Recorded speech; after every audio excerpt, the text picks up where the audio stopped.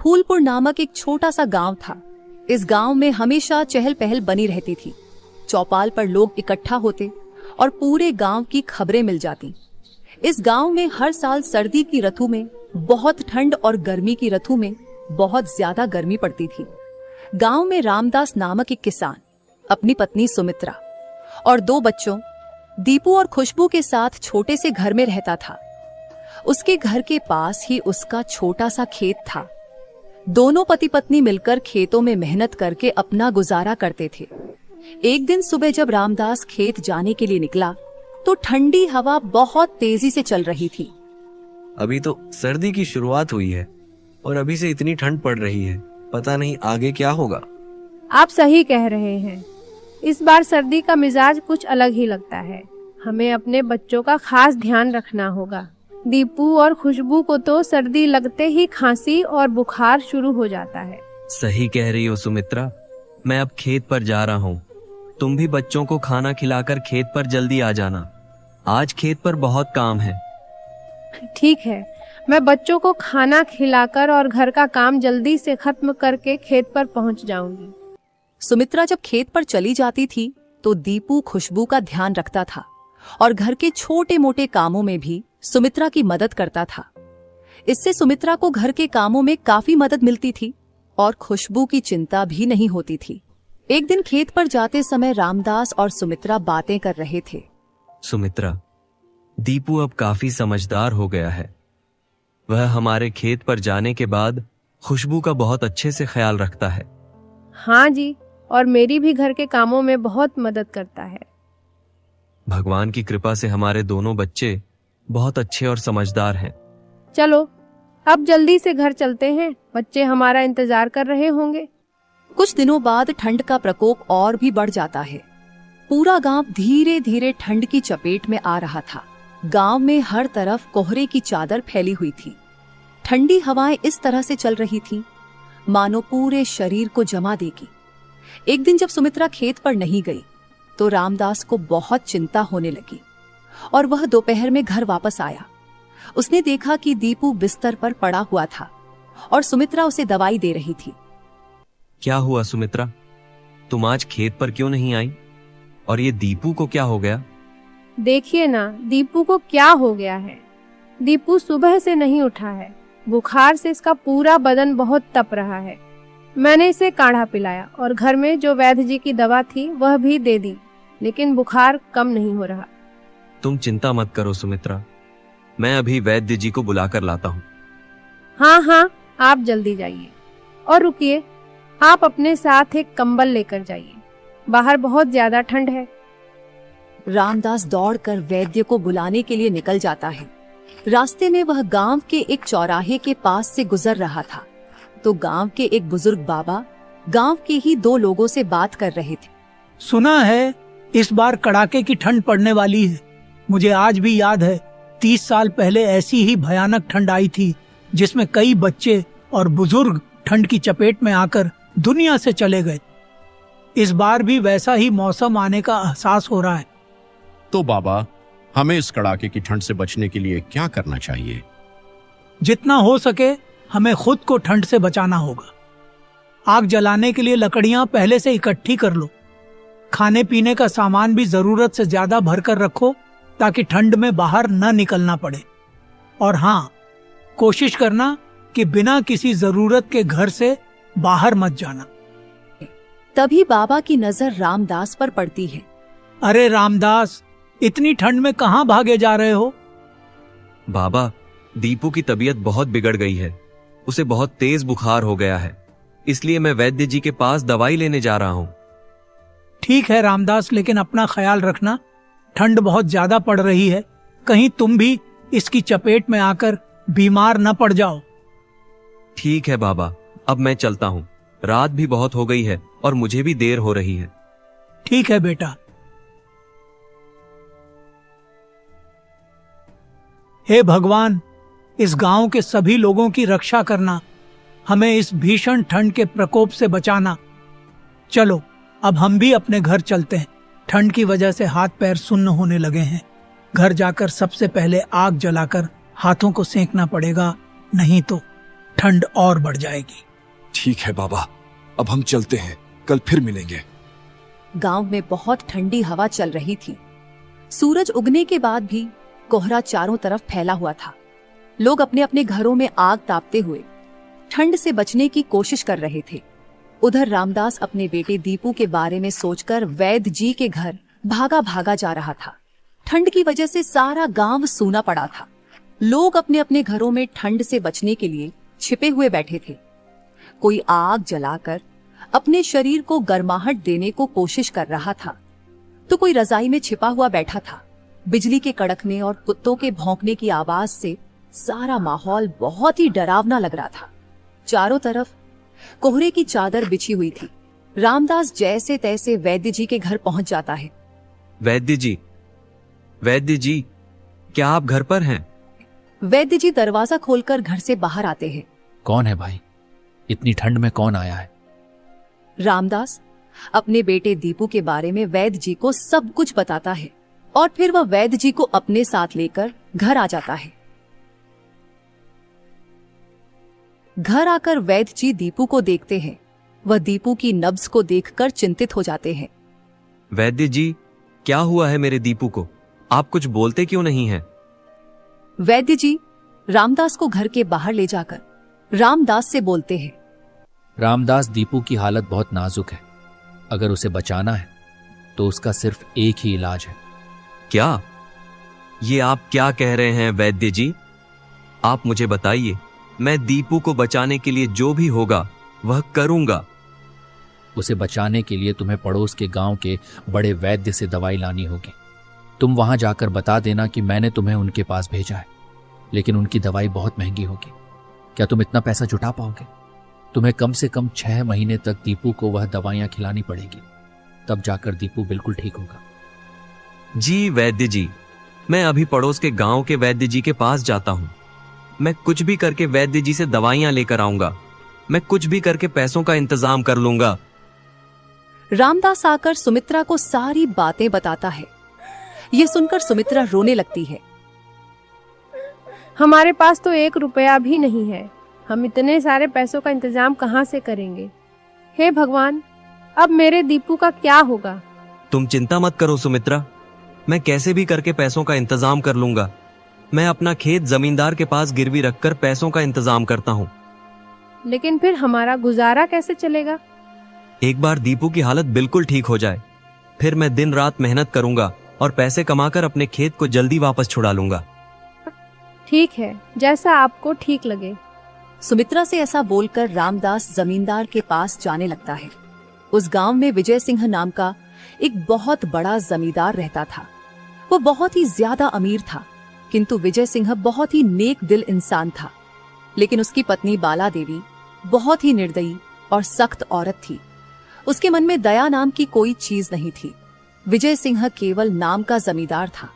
असली काम जैसे पैसों का लेन देन, जमीन का हिसाब किताब, उधारी और वसूली जैसा सारा काम बाला देवी ही करती थी। मालिक, मुझे कुछ पैसे उधार चाहिए। मेरा बेटा दीपू बहुत बीमार है। मुझे उसके इलाज के लिए पैसों की बहुत जरूरत है। राम सिंह ने अपने बेटे की बीमारी के बारे में विजय सिंह को सब कुछ बताया। क्या तुम्हारे पास गिरवी रखने के लिए कुछ है? हाँ मालकिन, मैं अपना खेत गिरवी रख दूंगा। अरे वो जरा सा टुकड़ा ही तो है तुम्हारा खेत, बड़ा आया पैसे लेने। उस जमीन के टुकड़े के बदले में मैं तुम्हें क्या उधार दूंगी? चलो निकलो यहाँ से अब। ऐसा मत कीजिए मालकिन, मेरा बेटा बहुत ज्यादा बीमार है। अगर पैसों का इंतजाम न हुआ तो मेरा बेटा मर जाएगा। अगर तुम अपने खेत के साथ अपना घर भी गिरवी रखोगे तो ही मैं तुम्हें कुछ पैसे दे सकती हूँ। मंजूर हो तो बोलो, वरना मेरा समय बर्बाद मत करो। हाँ हाँ मालकिन, आप जो भी कहोगी मुझे मंजूर है। मैं अपने खेत के साथ अपना घर भी गिरवी रखने के लिए तैयार हूँ, लेकिन मुझे पैसे दे दीजिए। रामदास अपना घर और खेत गिरवी रखकर पैसे लेकर अपने घर की ओर चल पड़ता है। सुमित्रा, पैसों का इंतजाम तो हो गया है, लेकिन जमींदार साहब ने हमारे खेत और घर दोनों को गिरवी रख लिया है। दीपू के ठीक होते ही हम पैसे कमाकर सारा कर्जा उतार देंगे और अपना घर और खेत छुड़ा लेंगे। अब मैं पड़ोस के गांव जाकर दीपू के लिए दवाई लेकर आता हूँ। हाँ हाँ, आप जल्दी से जाकर दीपू के लिए दवाई लेकर आइए। मुझे दीपू की बहुत चिंता हो रही है। रामदास भागता हुआ पड़ोस के गांव में जाता है। ठंड और बारिश की वजह से रास्ता भी साफ दिखाई नहीं दे रहा था। जैसे तैसे रामदास दवाई लेकर दूसरे दिन अपने घर पहुंचता है। रामदास जब अपने घर पहुंचता है तो उसने देखा कि घर से रोने की आवाज आ रही है और पड़ोस के लोग भी उसके घर के पास खड़े थे। यह देखकर रामदास घबरा जाता है और जल्दी से घर के अंदर जाता है। घर के अंदर जाकर वह देखता है कि दीपू के पास सुमित्रा बैठकर फूट फूट कर रो रही थी। दीपू के बापू, आपने आने में बहुत देर कर दी। दीपू हमें छोड़कर इस दुनिया से हमेशा के लिए चला गया। रामदास यह सुनकर एकदम बेहोश सा हो जाता है, मानो जैसे उस पर बिजली टूट पड़ी हो। वह अपने बेटे के पास बैठकर रोने लगता है। दीपू, मेरे बेटे, तू मुझे छोड़कर चला गया। मैं इतना गरीब कि मैं तेरा इलाज भी नहीं करा पाया। मेरे बेटे, मुझे माफ कर देना। रामदास अपने बेटे का अंतिम संस्कार करता है। रामदास का मन अब खेती में नहीं लगता है। वह कुछ दिन ऐसे ही घर पर रहकर बिता देता है। सुमित्रा, घर में खाना खाने के लिए एक दाना भी नहीं है। ऐसे में कब तक घर पर पड़ा रहूंगा? मैं खेत पर काम करने के लिए जा रहा हूं, लेकिन खेत पर अब मैं अकेला ही काम करने जाऊंगा। तुम घर पर रहकर खुशबू बेटी का ध्यान रखना। लेकिन आप अकेले इतना सारा काम कैसे कर पाएंगे? सुमित्रा, करना तो पड़ेगा ही। मुझे अपना खेत और घर दोनों छुड़वाने हैं। रामदास दिन रात मेहनत करता है। धीरे धीरे 1 वर्ष बीत जाता है, लेकिन रामदास इतना धन इकट्ठा नहीं कर पाता कि वह अपना घर और खेत छुड़ा सके। एक दिन बाला देवी ने अपने आदमी रामदास के घर भेजकर रामदास को बुलवाया। रामदास, 1 वर्ष हो गया है, लेकिन तुमने अभी तक न तो मेरा दिया हुआ पैसा लौटाया और न ही उसका ब्याज चुकाया। मैं अब तुम्हें और समय नहीं दे सकती। या तो तुरंत मेरा पैसा वापस करो, वरना वह खेत और घर खाली करो। लेकिन मालकिन, ऐसी हालत में हम कहाँ जाएंगे? मेरी एक छोटी सी बच्ची है। ठीक है, मैं तुम्हें 1 हफ्ते का समय देती हूँ। अगर तुम्हें अपना खेत और घर वापस चाहिए तो 1 हफ्ते के अंदर मुझे मेरा पैसा ब्याज सहित चाहिए। यदि 1 हफ्ते के अंदर तुमने पैसा नहीं चुकाया तो खेत और घर तुरंत खाली कर देना। बाला देवी की बातें सुनकर तो रामदास जैसे टूट सा गया था। रामदास निराश होकर घर लौट आता है और सुमित्रा को सारी बातें बताता है। ये सब सुनकर सुमित्रा बहुत परेशान हो जाती है। मेरी तो कुछ भी समझ में नहीं आ रहा है। हमारे साथ यह सब क्या हो गया? सुमित्रा, तुम चिंता मत करो। हमें हिम्मत से काम लेना होगा। मैं कल फिर जमींदार साहब के पास जाऊंगा और उनसे विनती करूंगा कि वो हमें कोई काम दिला दें। रामदास जमींदार के घर काम की तलाश में चला जाता है। रामदास को देखकर बाला देवी जोर से चिल्लाकर बोली, अब वापस क्या मांगने आए हो? तुम्हारे लिए मेरे पास अब एक फूटी कौड़ी भी नहीं है। मालकिन, मुझ पर दया करो। मेरा बेटा 1 साल पहले ही गुजर गया। मैं खेत में दिन रात मेहनत करके भी इतना पैसा जमा नहीं कर पाया। अब आप कर्ज के बदले मेरा घर और जमीन भी ले रही हैं, तो कृपा करके मुझे कोई छोटा मोटा काम ही दिला दीजिए। ठीक है रामदास, कल से आ जाना। गोदाम के माल का सामान उठाने के लिए मुझे कुछ मजदूरों की जरूरत है, तो सुबह ठीक 8 बजे आ जाना, लेकिन शाम 6 बजे तक काम करना पड़ेगा। धन्यवाद मालिक, मैं कल जरूर आऊंगा। रामदास जमींदार के गोदाम पर मजदूरी करने लगता है, लेकिन वह 1 हफ्ते के अंदर इतने पैसे जमा नहीं कर पाता कि वह अपना घर और खेत जमींदार से छुड़ा सके। इसलिए बाला देवी रामदास के घर और खेत पर कब्जा कर लेती है और उन्हें घर से बाहर निकाल देती है। रामदास अपनी पत्नी और बेटी खुशबू को लेकर जमींदार के पास जाते हैं। मालकिन, अब हमारे पास रहने के लिए छत भी नहीं बची है। हम पर थोड़ी दया करो। मेरी आपसे हाथ जोड़कर विनती है, हमें रहने के लिए कोई ठिकाना दे दो। मेरी पत्नी सुमित्रा आपके घर का सारा काम करेगी। ये सुनकर बाला देवी विजय सिंह से धीरे से कहती है, आप एक काम कीजिए, इन्हें रहने के लिए वह टूटा फूटा कमरा दे दीजिए। मैं अपने घर का सारा काम इस सुमित्रा से करवा लिया करूंगी। बाकी के काम नौकरों से करवा लेंगे। इससे हमारा पैसा भी बचेगा। अरे भाग्यवान, इतना क्या पैसा पैसा करती हो? ये मजबूर लोग हैं, क्यों इनकी मजबूरी का फायदा उठाती हो? ये बेचारे भी इंसान हैं, कुछ तो इन पर दया करो। आप तो बस चुप ही रहिए। आए बड़े दानवीर, अगर आपका बस चले तो सारा पैसा इन भूखे नंगे लोगों पर ही लुटा देंगे। चुपचाप जाकर इन्हें इनका कमरा दिखा दो और काम के बारे में सब कुछ समझा देना।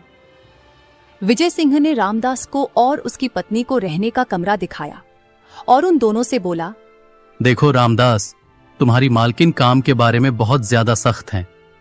काम के मामले में वह मेरी भी नहीं सुनती, इसलिए तुम हमेशा सही समय पर आना। और सुमित्रा, तुम भी जल्दी से जल्दी घर के कामकाज के लिए आ जाया करना। जो हुकुम मालिक। रामदास और सुमित्रा को रहने के लिए एक कमरा मिल गया था, इसलिए उनकी खुशी का कोई ठिकाना नहीं था। चलो, भगवान की कृपा से हमें रहने के लिए जगह तो मिल गई। अब हम दिन रात मेहनत करेंगे और पाई पाई जमा करके अपना घर और जमीन छुड़ा लेंगे। लेकिन उनकी खुशी ज्यादा दिन तक नहीं रही। धीरे धीरे समय बीतने लगा। बाला देवी रामदास और उसकी पत्नी सुमित्रा से जानवरों की तरह काम लेती थी और खाने में भी बचा हुआ खाना ही देती थी और काम के बदले में उन्हें पैसा भी नहीं देती थी। मालकिन, हमें 1 साल होने को आया है। दिन रात मेहनत करने के बाद भी आपने मुझे या सुमित्रा को कभी भी 1 रुपया तक नहीं दिया। कृपया करके हमें कुछ तो पैसे दे दीजिए। धीरे धीरे ठंड का मौसम भी नजदीक आ रहा है। मुझे मेरी बेटी के लिए कंबल लेना है। आया बड़ा पैसा मांगने वाला। 2 वक्त का खाना और रहने को कमरा मिल रहा है ना? क्या इतना कम है? रहना है तो रहो, वरना चलते बनो। तुम्हारे जैसे काम करने वाले सैकड़ों मिल जाएंगे हमें। रामदास कुछ बोले बिना वहां से चला जाता है। पता नहीं हमारा क्या होगा। ये लोग तो जैसे हमारा खून ही चूसना चाहते हैं। ऐसी मजदूरी करने का क्या फायदा कि दिन भर काम करो और बदले में कोई मजदूरी भी ना मिले। मैं भी आपसे यही कहना चाहती थी। मालकिन ने सारे नौकरों को निकाल दिया है और अब सारे घर का काम मुझे ही करना पड़ता है। कभी कभी लगता है कि इतना सारा काम करके कहीं मेरी मौत ही ना आ जाए। मैंने आज मालकिन से पैसे मांगे तो उन्होंने मुझे डांट फटकार कर वहां से निकाल दिया। हम जाएं भी तो कहाँ जाएं? अभी तो सर्दियां शुरू होने वाली हैं। सर्दी शुरू होते ही मेरा मन घबरा जाता है। बार बार दीपू का चेहरा मेरी नजरों के सामने आ जाता है और मुझे वह समय याद आ जाता है। मैं भी आज तक दीपू को भूल नहीं पाई हूँ, इसलिए पूरा दिन काम में लगी रहती हूँ और उसे भुलाने की कोशिश करती रहती हूँ। थोड़े दिन बाद ठंड का कहर फिर से शुरू हो गया। हर गुजरते दिन के साथ ठंड और भी बढ़ती गई। इस बार ठंड ने खुशबू को अपनी चपेट में ले लिया। सुबह जब सुमित्रा काम करने के लिए निकलने ही वाली थी तो उसने देखा कि खुशबू उठी ही नहीं है। उसने देखा कि खुशबू का बदन बुखार से तप रहा था। ठंड की वजह से वह बुरी तरह से कांप रही थी। सुमित्रा ने जल्दी से घर में जो भी फटे पुराने कपड़े घर में पड़े थे वो खुशबू पर डाले। फिर भी खुशबू ठंड से कांप रही थी। सुमित्रा दौड़कर जाकर रामदास को बुलाकर लेकर आई। तुमने खुशबू को दवाई नहीं दी क्या? हाँ, घर में जो भी दवाई थी वो दे दी है, लेकिन खुशबू पर दवाई का कोई असर नहीं हो रहा है। आप मालिक के पास जाकर कोई कंबल मांगकर ले आइए, वरना खुशबू भी ठंड के कारण हमें हमेशा के लिए छोड़कर चली जाएगी। रामदास दौड़कर विजय सिंह से कंबल मांगने के लिए जाता है। विजय सिंह रामदास के लिए चुपके से पुराना कंबल लेकर आता है, लेकिन बाला देवी यह सब देख लेती है। ये सब देखकर बाला देवी विजय सिंह और रामदास पर बहुत गुस्सा हो जाती है। रुक जाओ, खबरदार, अगर इस रामदास को कुछ भी दिया तो? इस भिखारी की तो आदत है हमेशा कुछ न कुछ मांगने की। क्या इस पर ही अपना सब कुछ लुटा दोगे? हमारा बेटा राहुल अब भी बहुत छोटा है, उसके लिए भी कुछ बचा कर रखोगे या नहीं? बाला देवी गुस्से में विजय सिंह से वह कंबल छीन लेती है। अरे भाग्यवान, ये कंबल तो बहुत पुराना है और इसका कोई इस्तेमाल भी नहीं करता। इन लोगों पर थोड़ी तो दया दिखाओ। लेकिन बाला देवी उनकी बातों को अनसुना कर देती है और उस कंबल को लेकर वहां से जाने लगती है।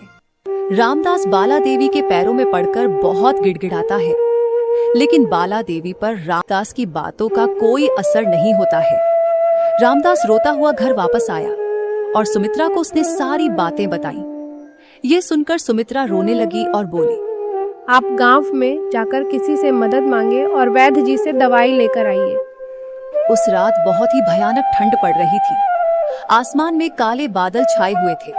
थोड़ी देर बाद ही मूसलाधार बारिश शुरू हो गई। बारिश होने की वजह से रामदास का घर से बाहर निकलना मुश्किल हो गया था। रामदास ने घर का दरवाजा खोला और बाहर आकर देखा कि बाहर बहुत जोर से मूसलाधार बारिश हो रही थी। बिजली इतनी तेज चमक रही थी जैसे धरती पर किसी पर गिरने वाली हो।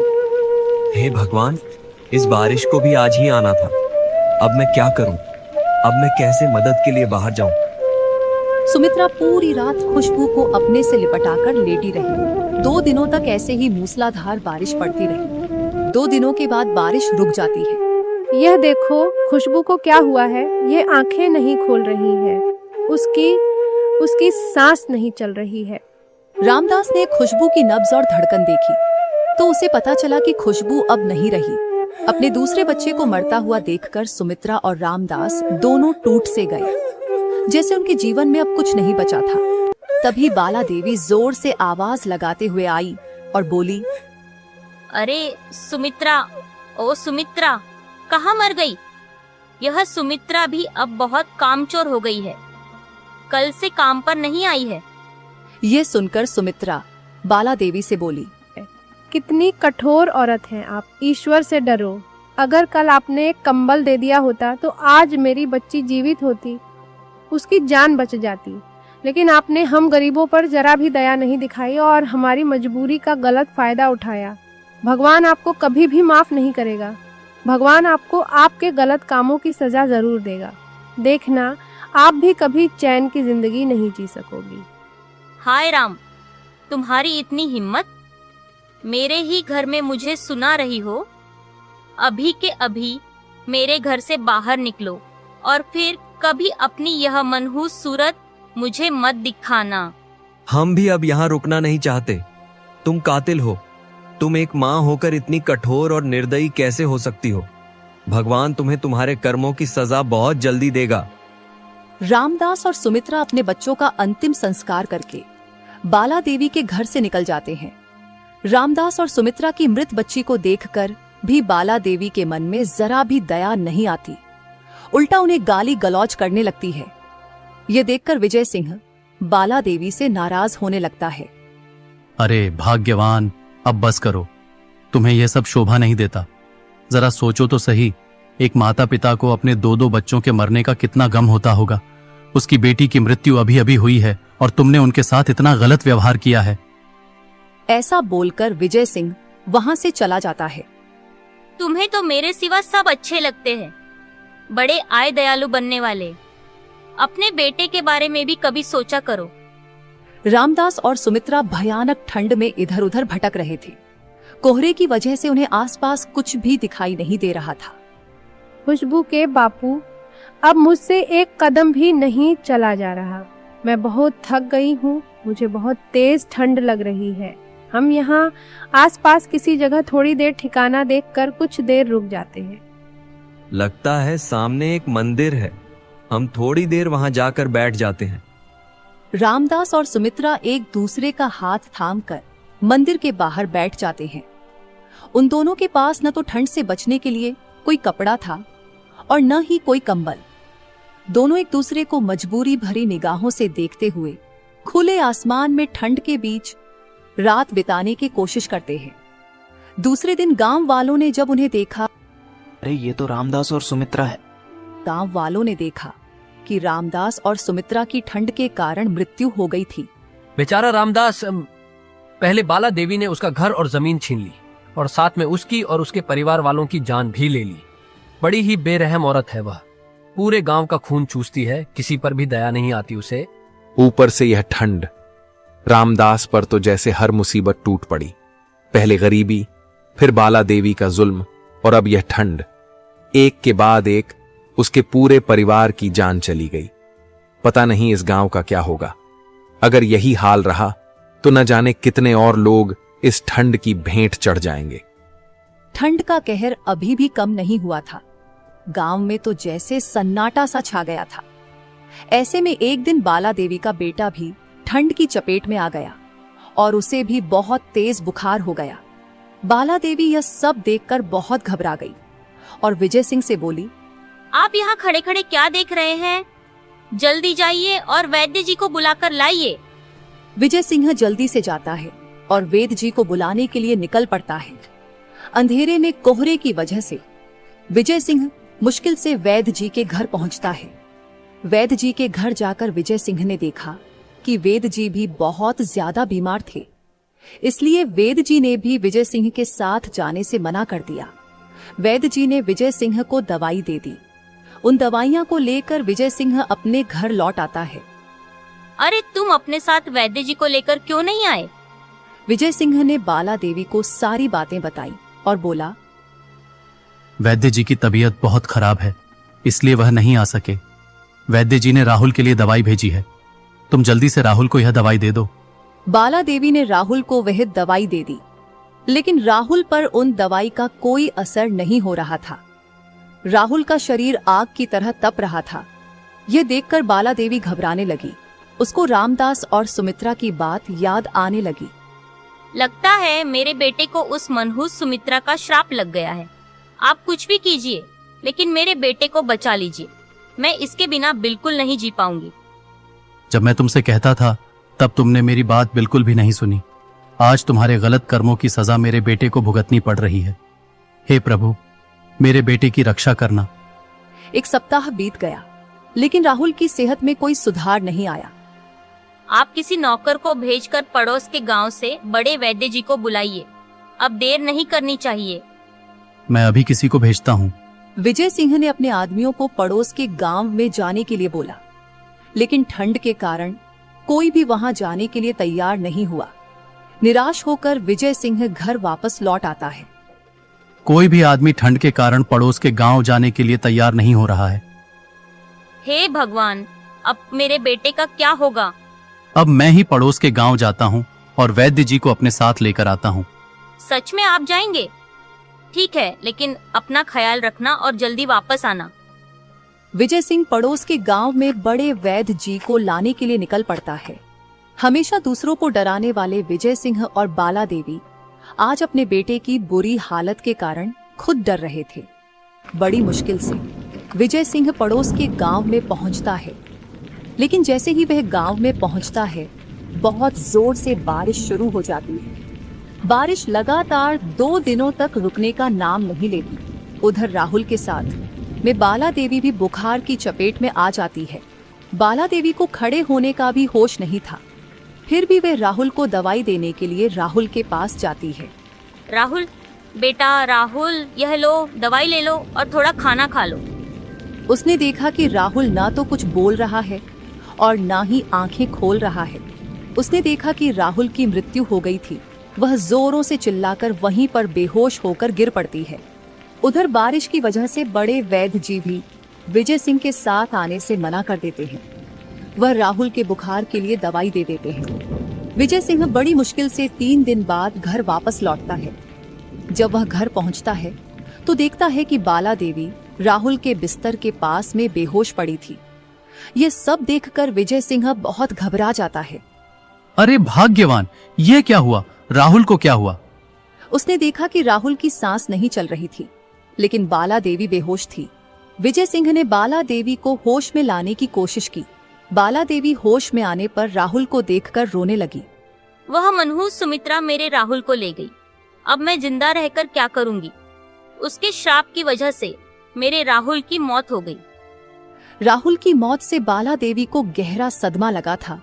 वह दिन रात राहुल की याद में पड़ी रहती, जिससे वह भी बीमार रहने लगी। विजय सिंह ने उसका काफी इलाज करवाया, लेकिन उसकी हालत में कोई सुधार नहीं हुआ और एक दिन ठंड की रात में उसकी तबीयत बहुत ज्यादा बिगड़ गई। मैंने हमेशा दूसरों के साथ गलत व्यवहार किया, हमेशा दूसरों को सताया और उनकी धन दौलत हड़पने की कोशिश की। मुझे मेरे कर्मों की सजा मिल गई। आप मुझे माफ कर दीजिए। ऐसा कहकर बाला देवी ने अपने प्राण त्याग दिए। विजय सिंह अपनी पत्नी और पुत्र की मौत से बहुत दुखी हो गया। बाला देवी पूरी जिंदगी दूसरों के साथ बेरहमी से पेश आईं और सभी के खून पसीने से कमाए हुए धन, दौलत और जमीन हड़प ली। लेकिन वही पैसे उनके अंत समय में न तो हमारे बेटे को बचा सके और न ही उन्हें खुद को।